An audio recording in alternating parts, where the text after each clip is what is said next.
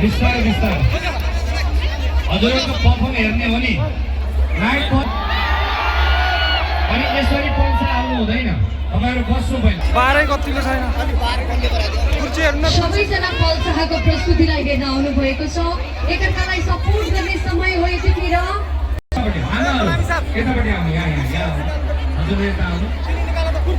तपाईहरु बस्नु त्यो कुर्सीहरु त्यो भाँचीको कुर्सीहरु ल्याउनु यहाँ सानो सानो छोराछोरी त हुनुहुन्छ नि छुट्टी हुनुहुन्छ है विचारपट्टि बस्नु हाम्रो मैले डीएसपी साहबलाई पनि देखिरहेको छु ओके अब पुरै सुरक्षाकर्मी ज्यू आमालाई यता पठाइदिनुहोस् आमा हजुर यता आउनुहोस् कन्ट्रोल गर्न गाह्रो छ दिदी यो भिडमा आमा बा हुनुहुन्छ भने चाहिँ हाम्रो दायाँ साइड र बायाँ साइडमा पठाइदिनुहोस् है के भयो यो पनि अड्डी राखेन के राख्छ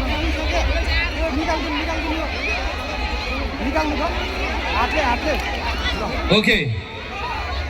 ल त्यहाँ के भयो त्यहाँनिर पनि हजुर संयमित हुनुहोस् ल त्यो सानो बाबु भएको अगाडि आउनु त छोरी एउटा कुरा भन्छु है सबैले सुन्नु है हात उठाउनुहोस् त सबैले तपाईँ हामी कोवलपुरको तपाईँ हामी सभ्य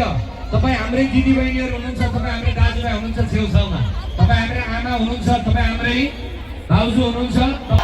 तपाईँहरू कसैले पनि आफ्नो विवेक नगुमाउनु होला है दिदीलाई समातेर बस है तिमी सबैभन्दा सानो रहेछौ यहाँ